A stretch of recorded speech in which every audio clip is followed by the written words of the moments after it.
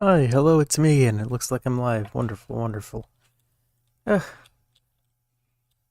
so, I have been procrastinating on that project the one I was doing last night, so that's certainly fun.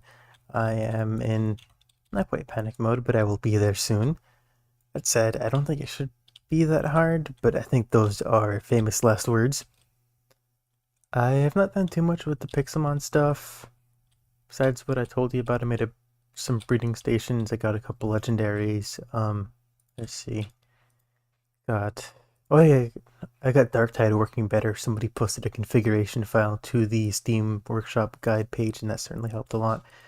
Let's see, I got Raikou, which I believe is something that I did not have before. Rayquaza, I had a whole ice gym adventure where I caught a bunch of legendaries, Latios, Latios, Victini, uh, I think Raikou, I think that's where I got Raikou. In my head, I always called them Raikou, so it's weird to call them Raikou. Sounds like Geico. I've realized that putting cobblestone down in the underpart of my base where I made an apricorn farm, which I suppose I haven't showed off on stream, but I'll do that at some point. I need to work on my project, so maybe tomorrow. Actually, I might be able to play Dark Tide on stream now with fucking potato quality. That might be a thing I can do. But regardless, I realized I had a bunch of stone put down, but if I change some of it to cobblestone, then I can spawn Registeel and I think there might have been something else. I don't remember too well, honestly. But yeah, so that's it's certainly cool. I'm getting a lot further and oh fuck, I accidentally picked the word here. You. I'm getting a lot further in my progress to all of the legendaries. I'm working on breeding some Pokemon. I'm just AFKing while breeding. I'm attempting to get eggs for the Pokemon that have evolutions or pre-evolutions of which I do not own yet. So like I don't have Nidoking, so I'm breeding a Nidorino, and I just finished that up. Um, let's see who is next. Who else do I need to breed? I need a lot of the held items. Is certainly something I need as well. So that's going to be kind of a pain in my butt. Let's see, Starmie. I have Starmie. I have a bunch of the EVs. I think of all the EVs I need, as a matter of fact. Let's see. I think I have one of the starters for one of the Pokemon that I need. Yes, Turtwig is a Pokemon that I need to breed. Let's breed Turtwig. Oh crap, I gotta redo this whole thing now. Okay, so I'm guessing he wants grass or something. Can't imagine he's picky. Yeah, he's a grass type. Let's look at the breeding requirements. This is kind of a terrible system. I like the idea of this. God, is it just kind of a pain in the butt? It is kind of honestly just a pain in the butt. Let's see if we can use hay bale or pumpkins. I think I should have either or maybe both. I do in fact have hay bales, so we'll use hay bales. You like it to hay bale? I use it to hay bale. Throw some hay bales down so Mr. Turtwig will be happy. So much easier when they're both just one type. I have had attempted to breed some Pokemon with different types, and I'm really not certain how it works. It's very confusing to me. Very confusing to me. I don't understand it. But I just kind of spam a bunch of blocks down of various types until it kind of just seems to work. So, I mean, I guess I can't complain too much. It works, right? So I also realized that I did some breeding with types and stuff because I had an Alolan Meowth, but I needed to get the Alolan Persian. So I bred a female Alolan Meowth with a male normal Meowth, and according to the wiki, there was like a 50%.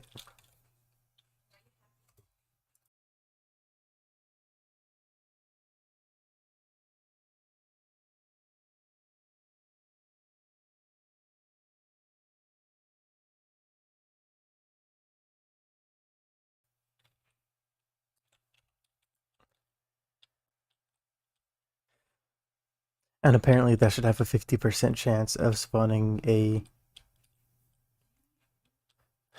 lowland Meowth.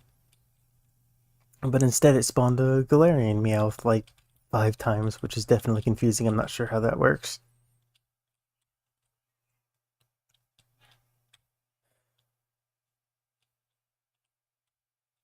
So Lord only knows how that's configured. I think giving it an Everstone worked. That's somewhere I read in one of the depths of the wiki pages. Seems to have worked, but still kind of a pain in my butt. We'll figure it out bit by bit. It doesn't help. There's a bunch of different versions of Pixelmon, and there's a bunch of information on the wiki for a bunch of different versions and stuff.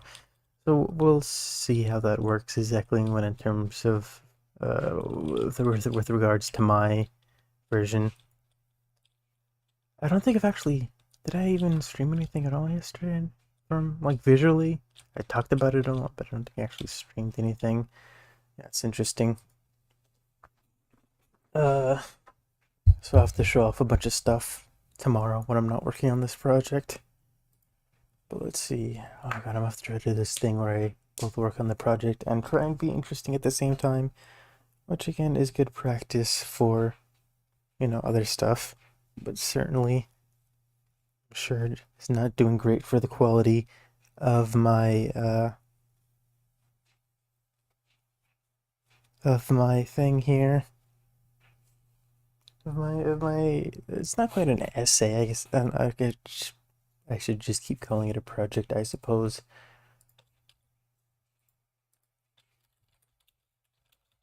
Um, Very much liking Dark Tide. I think they took out some of because I play Zealot, right?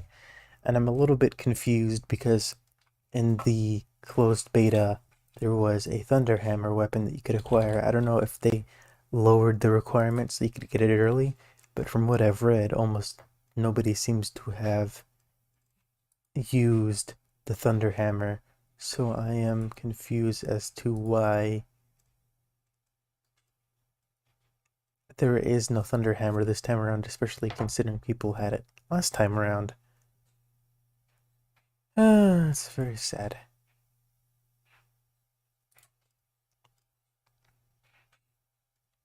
It's definitely a fun game, but people are also very bad at it right now, myself included. I'll fully admit I'm not going to pretend to be amazing at the game, but at least I've learned to try to stay together, which is, I mean, one of those things where it's kind of like, yeah, come on, that's obvious, but uh, when you're a melee class, it definitely feels like you should be getting in there and fighting.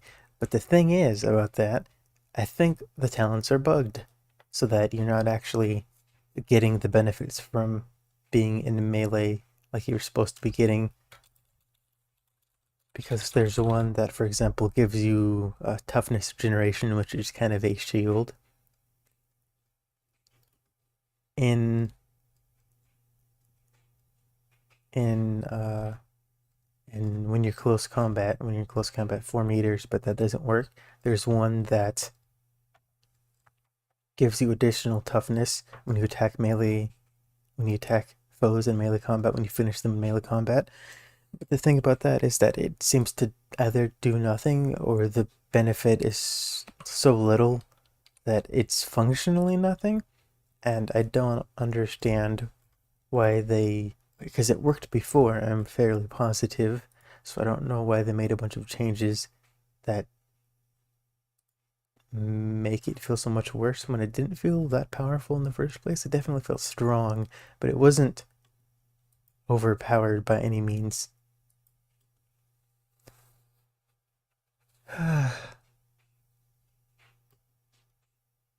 And also the challenges, the penances are kind of terrible as well. Like there's one for the Psyker I've read,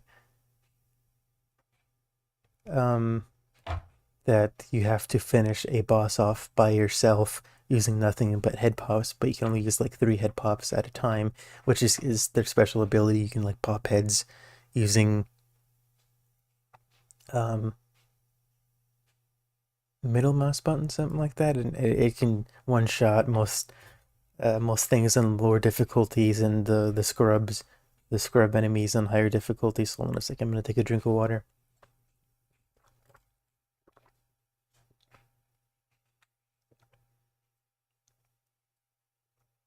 I am so far away from the mic. How did that pick that up? That is impressive. Genuinely impressive.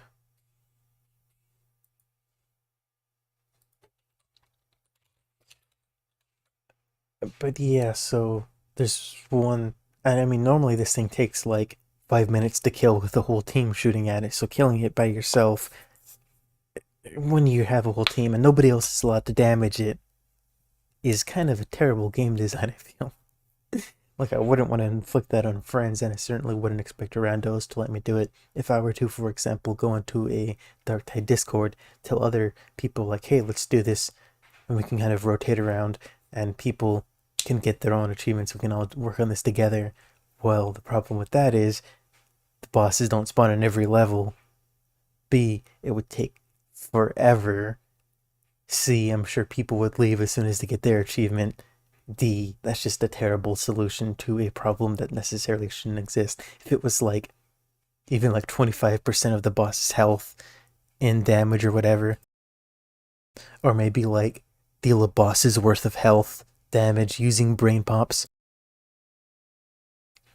I think that'd be a lot better. But the way it's set up right now is just bad. It's just bad.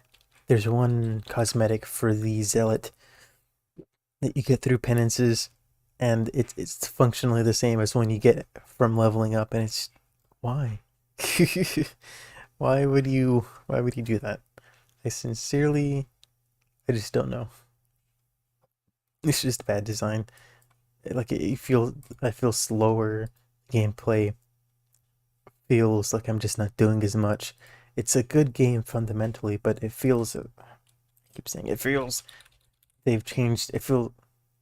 I believe that they have changed significant parts of the game that make it feel not as mm, intensive as the closed beta test, was it?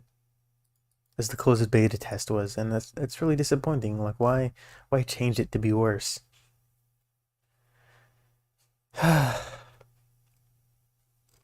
Also, I just don't understand why they changed things that they did. I don't know if maybe they were working on like a. I was gonna say maybe the changes they made during the closed beta test were on like a prior build, so they would have to update them for the newer build, but that doesn't make any sense. I don't know that that makes any sense. What? Because a lot of the things are just fundamental, like the slower gameplay and the bugs that don't seem to make any sense for talents that seem to have been working during the closed beta test. I don't know. It's very odd.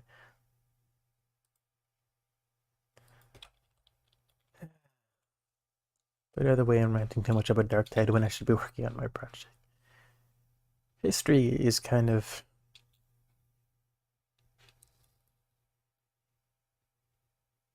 a weird subject, isn't it? Especially considering a lot of the time, the way to get a good grade in a history class is just a route memorization. I don't know. I guess there's like you can talk about why certain things led to certain things, but that still requires a lot of memorization, and that's not exactly a compelling class. Maybe I'm just biased. I mean, I don't think history is a bad class, right? Obviously, we need to learn our history, but at the same time, it does kind of suck that there's not really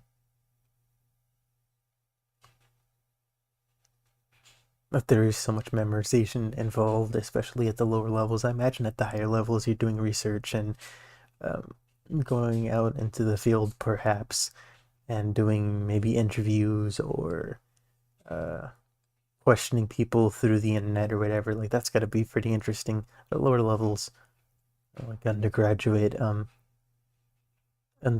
electives and the like, and below, history is just not that compelling of a class. At least for me. Maybe a lot of people are more interested in that type of a thing. Maybe some of the more like very specific things like Native Americans from 1400s to 1500s or whatever might be a more interesting class because you're learning about specific things you maybe didn't realize instead of just like, I don't know, as an example, if you're American, like the gold rush for like the 50th time and you have to pretend like, oh yeah, I learned this new thing, like the jeans were good.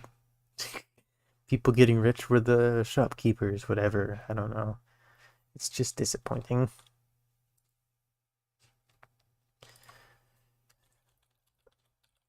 Uh, oh crap, I'm forgetting the name of something. I hate it when that happens to me. It happens to me all over the time. Uh, oh, oh, is it there? Wait, what is this? Uh, this was called something else.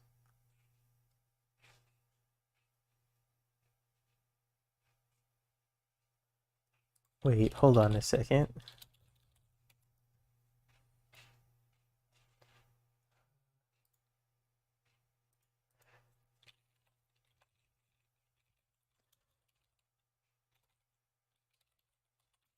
I see, content. I need to be talking. No dead air. Practice, practice.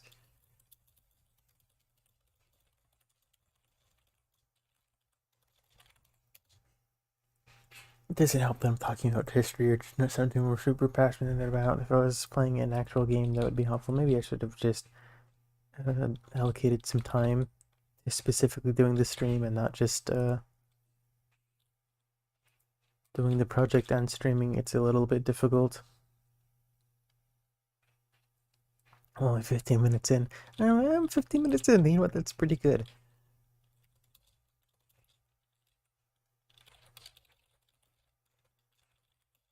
Uh,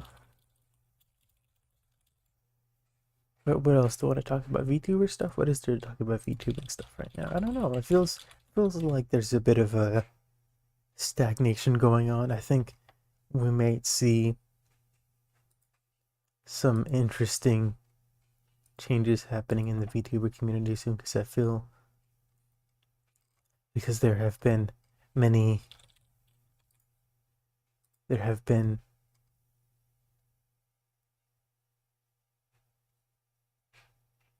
there have been many it's been kind of the same for a while now, and I would not be surprised if something happened to shake things up because I have a feeling people are going to be interested in some new things.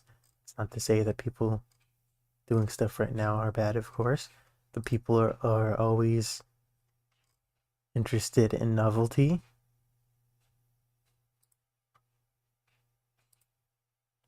And I have a feeling that we will see novelty soon enough. How exactly that happens, who knows?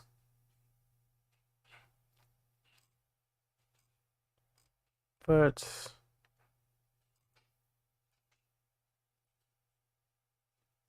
wow, there's a lot of computer VTubers, aren't there? I did not think that there would be as much as there was. I was like, that seems like an interesting concept. And then I got into it a little bit more, and there's a bunch of us. There are a bunch of people who look, at least I am not a pure copy and paste, but there are definitely a lot of VTubers who look somewhat similar to me, Mr. Vic. God, there's one that is. What is this? Oh, I see. It's interesting. Um, Definitely want to do some changes to Vic. I want to do some renovations. So I think I can make some improvements. We can make it a little more interesting. Definitely some bugs that some of which you can see, some of which you can't see on the model. So being able to change that would certainly be good. Oh,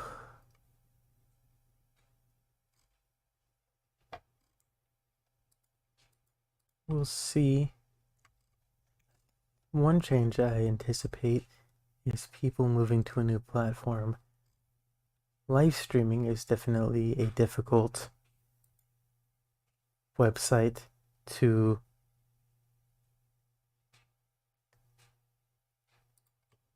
the website concept, I suppose, to really engage in because it is so expensive.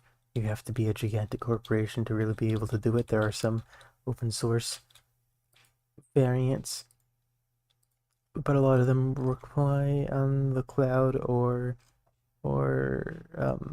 not what's blockchain based alternatives. However, that's not something a lot of people have a lot of goodwill towards necessarily. So that is something that I do not necessarily anticipate happening for quite a while until that becomes more mainstream. NFTs are definitely bad in terms of investment, in terms of, or rather, in terms of being an investment, in terms of being having goodwill. But I think as infrastructure, they could be interesting. Like an NFT ticket to a like show could be interesting.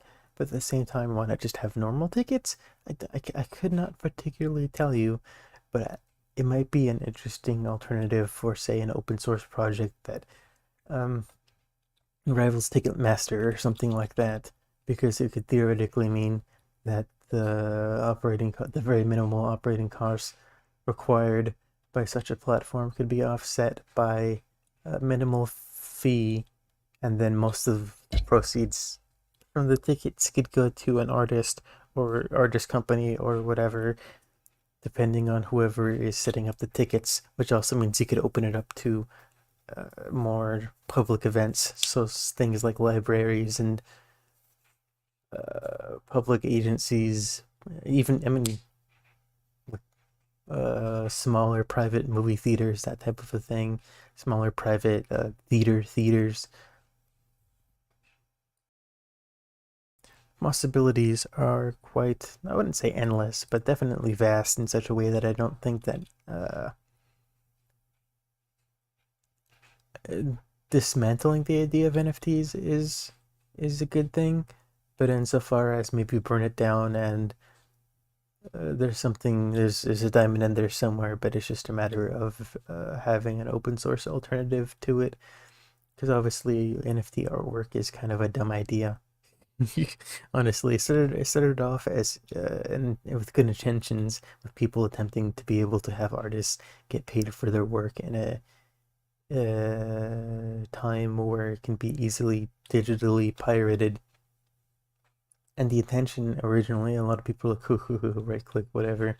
But the idea is that you would have the artwork on the blockchain instead of just having a link to the artwork, which was a limitation by the original people who made the technology and just never got updated because people are greedy and were like, hey, we don't have to make any upgrades, we can just make money off of this. When in reality, if they had spent the time and effort to maybe make some upgrades, it might have gotten a little bit better.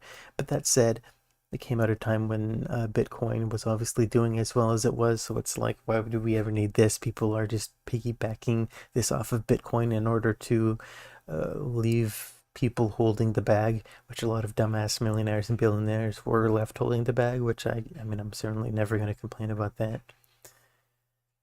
Maybe do some research on some stuff before you endorse it. Countless celebrities that have endorsed NFTs, like Eminem. God, that was such a dumb thing. I think there's a couple NFT TV shows and video games or whatever by celebrities that are hopefully just going to die a slow death.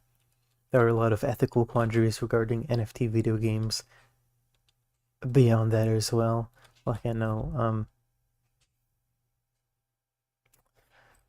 what's it called? Axie Infinity has a lot of third world country users that essentially exist just to grind the game to be able to give Axies to richer people who then pay them minimal amounts per hour. Relatively speaking, I mean, obviously, they're not getting paid by hour; they're getting paid by Axie. But compared to the hour, it's like a minimal amount of money. So you get these farms of people doing these things, And maybe some of them are working for themselves, but undoubtedly, if it becomes a big thing, or became a big thing, perhaps I should say, we'd be seeing abusive sweatshops where people in third world countries work to make uh, axes for NFT video game assets for people in richer countries, and then the marketplace would tank as more and more people got into it, and it would end up being kind of worthless. I feel just based off of the way that it was going. I think it's doing pretty terribly right now, anyways. Last time I heard something about it, it was not doing well.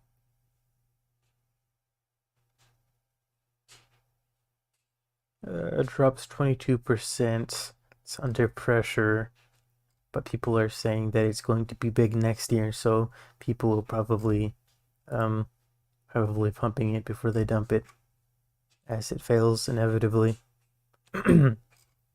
But I suppose that is something we'll find out in the near to moderate future.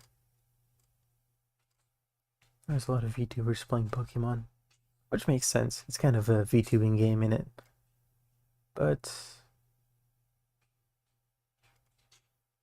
wow, there's a lot of them playing Pokemon. There's even a couple of non-VTubers I watch who are playing Pokemon, and it's a little surprising.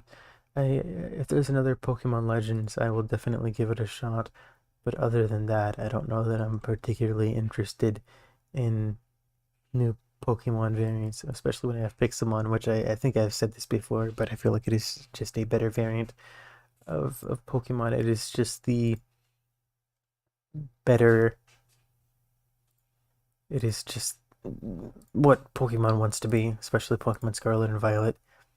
When we see it get into the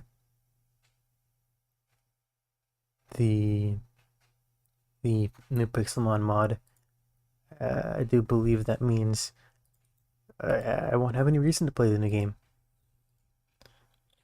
which is kind of unfortunate because sometimes it can be there. It's charming, right? It's definitely charming. It's got that cute cartoon vibe to it, but it's just also at the same time so disappointing. Like you can't even walk into shops anymore. That's not a great idea. Just having the graphical interface be there is disappointing.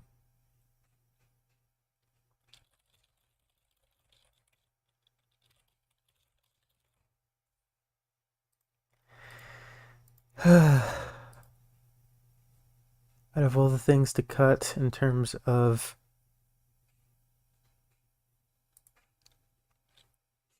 features from video games, I have to say Pokemon Company.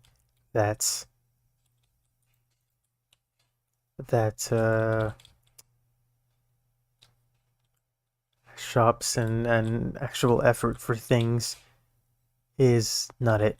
That is not what you should have been focusing on taking out of the game. There are, well, I mean, you probably shouldn't be taking anything out of the game. I've just not great play on their part. Anyways, it's been 28 minutes. I'm going to cut this one short a little bit so I can focus on my project. I've done a very minimal amount, so I'm going to focus on that now. I will see you all next time. Tune in tomorrow night for more Vic. Thank you for watching.